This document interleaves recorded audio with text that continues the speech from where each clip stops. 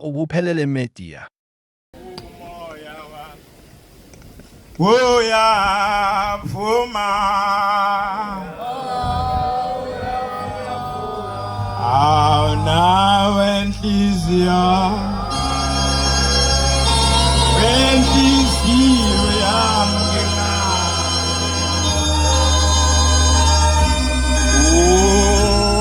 ngiyathanda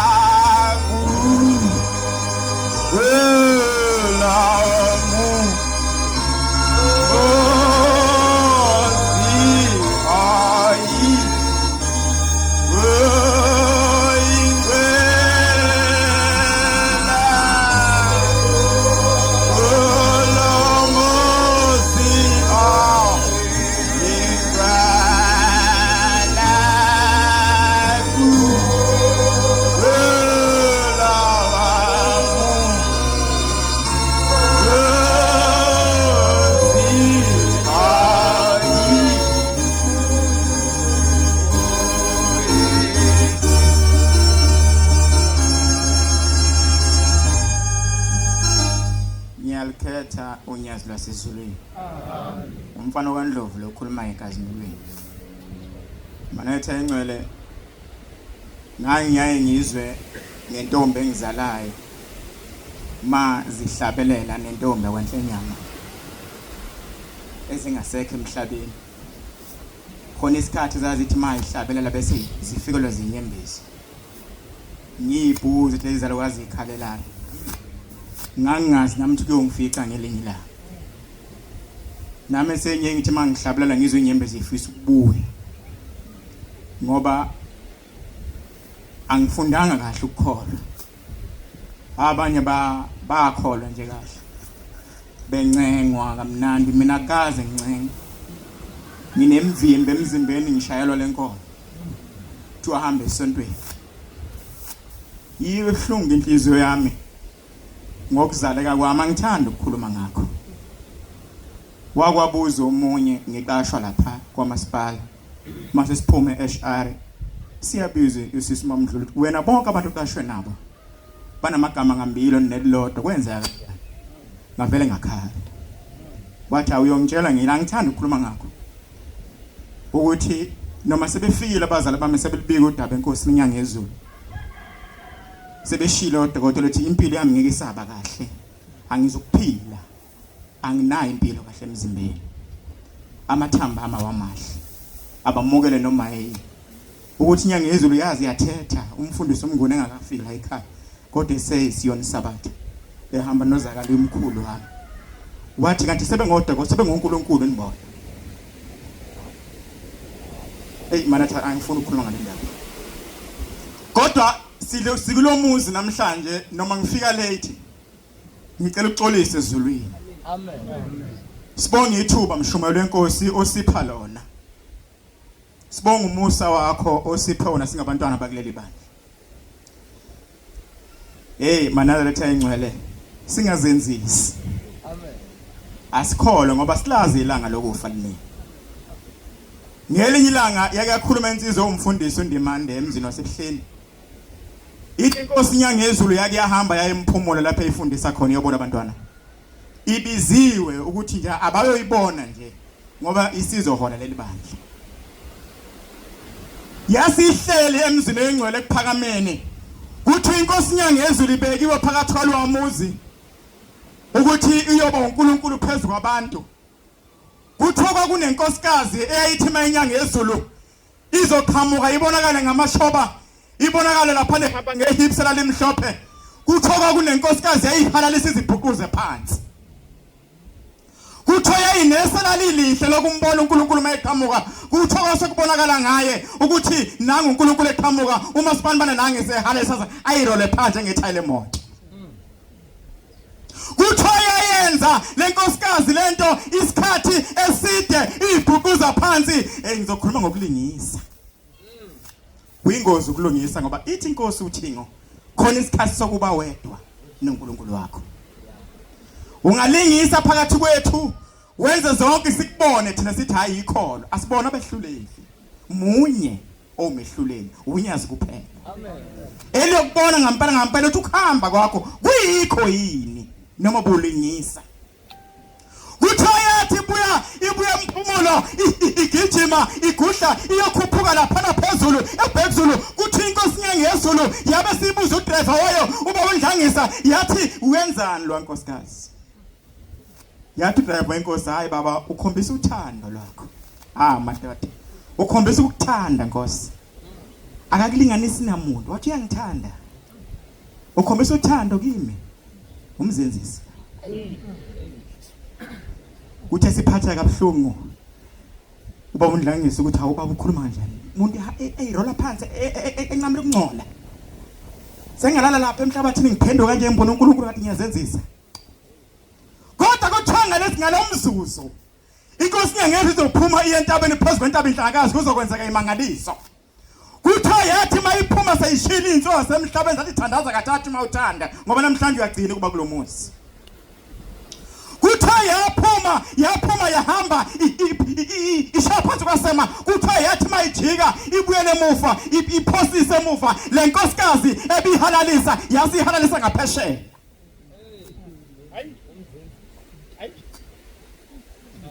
Hayi buku uhambo lwakho mntaka kaNkulunkulu ungabi namngane kuleli sonto.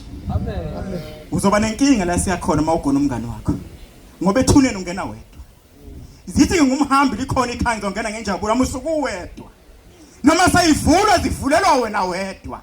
Hey yakuyakhala inkosikazi uhamba ingane yakwahlabisa ngilanda umfowethu esethule kwahlabisa ngiyolungisa into zakhe ngathi mangiphuma ngaphuma inkosikazi isikhala ithi kodwa ukuba kuyenzeka ngabe le ngane yami ngabe ngiyangena naye emgodini ngendlela bengithi mangiyibuka ngiyithande ngayo. Hey bantwana bakuleli bandla simthandeni ushembe leli thuba lihle. Amen. La khandwa inkosi yesithathu ukuthi nathi kuleli bandla ngelila uNkulunkulu yosikhumbula sivele phambi kwabazali bethu ngemangalise sambona ngazo shembe. Uyabona ke kuyahlupha ukuthi mawunikezwe into bese ulahlekelwa nawo uhambo lwenhlonipho. Ngelinye ilanga kwakunenkosazana phakathi kwalomuzi wasebuhleni esikuwona namhlanje. Ngoba kuyingozi ukusebenzisa ifa ngisho indodana yolahleko yanikezwe ifa inikwa uyise yalisebenzisa kabi yahamba inefa yabuya inenhlupheko. Nathi njengoba siphakathi kwalomuzi siyonika ifa lokuthi asikholwe kodwa umzuzu nesikhathi siyothi masifika siyobe sigona inhlupheko yosisi nesiqalekiso ngoba siyobe silisebenzise kabi ifa saluza inhlonipho yokuhlonipha abagcotshwa bethu. Amen.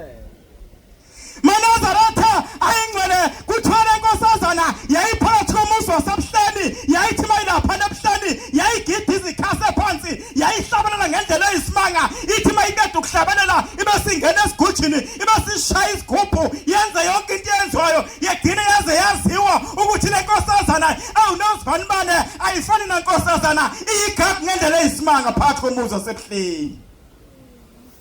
Kodwa yodwa indaba zilamafola sesizwini ezayiphethe le nkosazana yayingenalo uthando labantu yayinothando lukaShembe kuphela.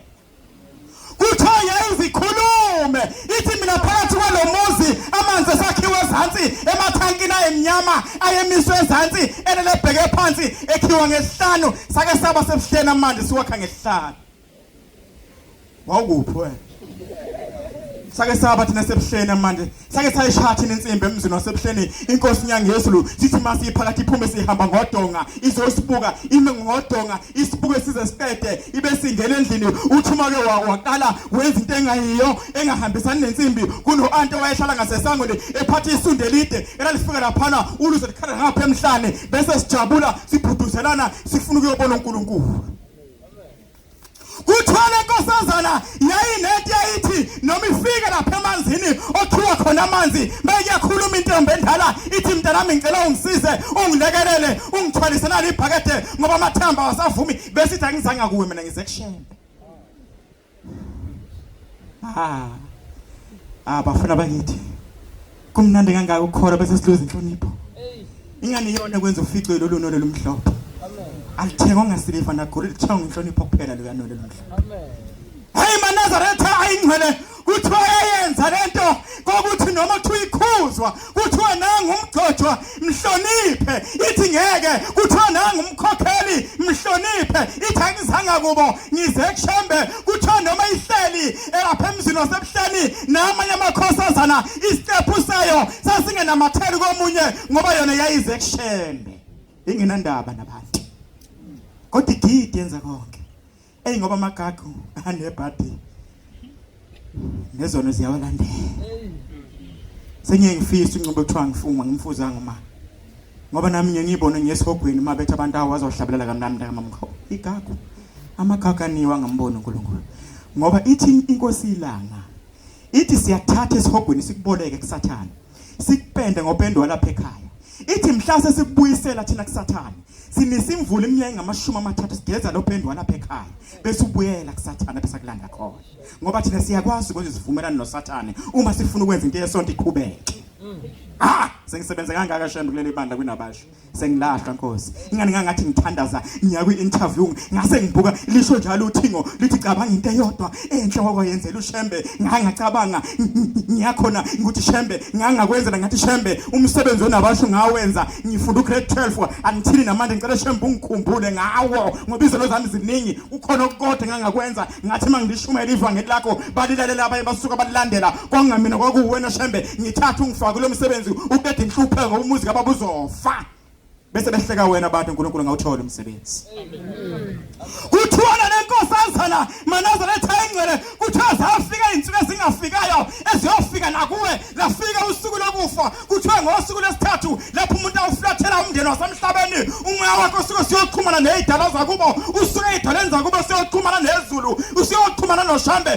kuthiwa yethi mayiqhamuka yambona uBhobheli namhlathi kamayekisa yathi mayihlanganisa namehlo yasiyahleka into kamayekisa madoda ibona inkosazana yathi gida yenza yonke into kuthiwa sahlekisa lasekamhlala kuthiwa nawo yahleka yathi ngangene ezulwini akahleki uNkulunkulu ahlekela mahala kuthiwa zahlangana kuthiwa ziyafika eduze yathi nobani usufikile yathi umntanami ngiyakuthanda ukuhlabelela kwakho yathi ngiyakuthanda ukugida kwakho yathi ngiyakuthanda okwenza esontweni yathi ngiyayithanda indlela othi masugqoke ngayo yamakhosazana ingenza ngilibone izulu kodwa iyodwa into umntanami ehlupha umoya wami ukuthi anginayo indawo engizokubeka kuyo ngoba mina konke lapha engihleli khona ngihlala namaNazaretha akuze ngenzeka ukuthi ngibe ngedwa manje ngizokuhlalisa kanjani nabantu athi ungabathanda emhlabeni uzohlala nabo kanjani kwelizayo ngoba kukho lapho kufike khona ufica uShembe ehleli yedwa yathi inkosi iNyazi lozulu yathi ngisho ngasuka namhlanje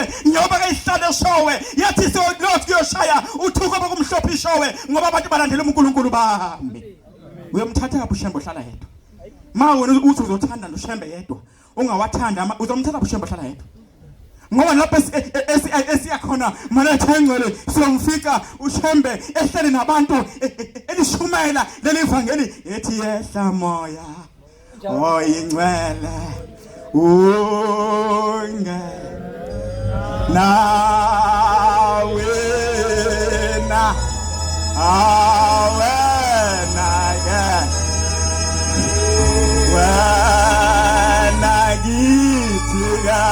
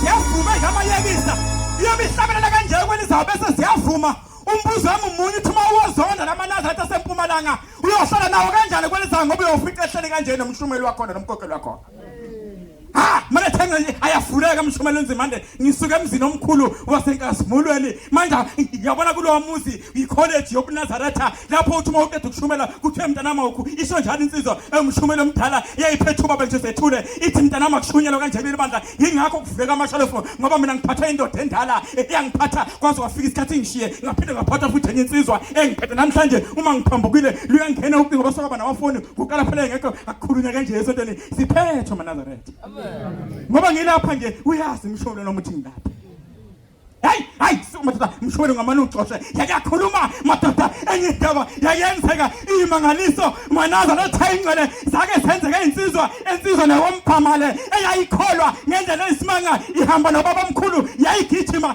ingamlamase nenza mhlatha amayekisa yayifisa ukuthi nama kwenzeka ngihambe emhlabeni ngibushiye uMnazaretha ekhaya ngoba mlampo omama bethu besayila lapha ngaphandle nje la kodwa bayafisa ukuthi noma bethandaza bathi shambe sikhumbulele abantwana sibasalayo ukuze makwenzeka sihambe emhlabeni ubuNazaretha kungapheli zingafiwe ingulube nezinje emzini yethu kuthola lensizwa kaMphamala yayithi mayigijima mabane nobaba omkhulu bese uthandaza lo mthandazo kuthiwa kodwa senzeka izinto kuthiwa yathi mayisahamba isayihambile uyise emhlabeni insizwa kaMphamala yathi masehambile uMphamala kwathi indodana kaMphamala yangenwa isino sibi yasikhetha inkolo yosindiso yasiyeka inkolo kayise nonina kuthiwa yakhuluma emngcwabeni zihlangene yathi bekuyinkono kamama nobaba yathi namhlanje ngikhethe uhambo lwamalusha manje kuyofika nakuwe njalo kuthiwa yabe sikhetha lenkolo kwaba kuhle ngoba siba sihle isono kuthiwa amaNazaretha engcwele kuyasikhuluma into entsha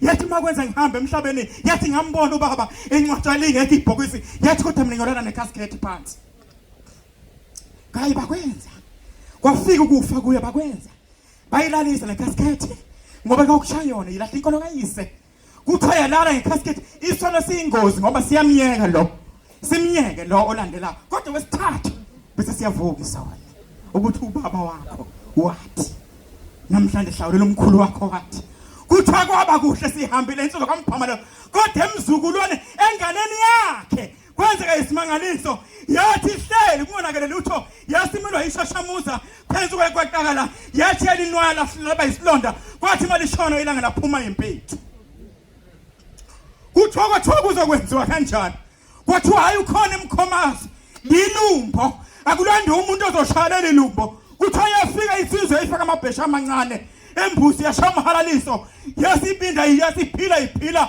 yasifaka yathi namhlanje lethana inkomo yami namhlanje liphelile ilumbu kuthiwa yathi flathela ibheke emkhomazi kuthiwa ngo7 ekuseni laseliphuma futhi impethu esilungu kuthiwa kwenzakala insizwe endala eyayihamba nomkhulu walengane mhlawumbe behamba nobaba omkhulu ubhombela ngoba uyise walengane wamlahla ubhombelo wathi kwakuyinkolo kababa nami ngithatha inkolo yami kuthiwa wasethi bathi bami ngiyanibona uhambo lweni seliluhambile ngidethele sihambe siye lapha emzini wasebuhleni ukhona ozalwa insizwa eyayihamba nomkhulu walengane siyoza ukuthi kanti inkinga yini abantu ke mase behluphekile ukufiwa bahlisa ngisho amaqabo ngawulahlalo ngalidla ethi ngishiphela hayi liyasindisa iphela uyalidla yabo mase kushaye kahle ngamthuka ushembuqeke kodwa mase zikubambile intambo zolwembu mfana ngithi awuyolidla iphela kuthiwa liyaphilisa awumthanda ushembu mafutha uyawachizela ukuthi agcotshwa kuphela waphela kwawathi amafutha adliwayo kodwa uyowadla ngensuku zokugcina sokufikile ukufa usuthi ushembu wayehlisa abantu amafutha kodwa nawe usuwadla uwadla kabike ngoba mase ugula wadla nangomunwe wakho polo ukuthi ukhokho kuthiwa amaNazaretha ayingale senzeka isimangaliso kuthiwa zathi mayifika enyangeni yezulu yasilibeka insizwa endala uthaba yathi ngihamba nensizwa kaMphamala yathi ngihamba nomzukulu kaMphamala yathi insizwa umzukulu kaMphamala yathi umkhulu olengane uyahamba nobaba omkhulu yathi inyanga yezulu wo maye wayehamba nobaba omkhulu wayehamba nobaba wami uyise walo wasehamba nobaba ngiyakuzwa mntakaNkulunkulu uthi wayehamba nobaba wami ubhombelo baba wami umkhulu walo maye wayehamba nobaba wami ngifuna ukwazi ngoyise walogula ukuthi wayehamba nobani kwathiwa hayi wakhetha inkolo yakhe wathi inkolo kaMama noBaba wathi ya wathi nithi ingane yenze njani wathi hayi iphuma baba iphuma nje impethe esilondeni iyabona wathi hayi ubaba lo wayehamba nomkhulu nengane wayenza isivumelwano nempethu ukuthi iyodla umuntu ma iNazaretha liyodluwa impethu ngoba kusho ihlabelele yathi lo njengoba ehambile ebukela inkolo kayise phansi uthema ifika ngale kwelizowa ifica njengoba yayishiye isemhlabeni engayifuni manje thema ifika intuthwane ethini zamfica kwiCascade zase zithi ngoba uShembe wenza isivumelwano thina mfethu siyodla ingane yakhe mana thengcwele esikufundiswe ngabazali bethu babe ngasichithi isikhathi sokudlala kongemnandi ukuhamba ngemoto kaBhuti Bethemba igcwala izitsheke i20 ibheke ebuhleni babe ngadlali laba bantu akudlalwa lapha ya akusiyo into yokudlala ukuthi babe ngaze begugele kuleli bandla beze behambe emhlabeni akusinto yokudlala kuba iNazaretha ngiyacela bafowethu ngabe ngiyakhuluma kuse ngiyabona ukuthi sokusongoze ngone kodwa ngijabuliswa ukuthi umoya kaShembe usahleli kimi iyona into yodwa engijabulisa ukuthi ngisakhola noma kungenzakala ini kodwa ngisakhola bese uShembe ngikhumbula ngane ngithola umakoti omuhle mshumane ngingamthole ngeke ngimkhombe phakathi kwabantu usibusise nikuzwile Ubuphelele Media.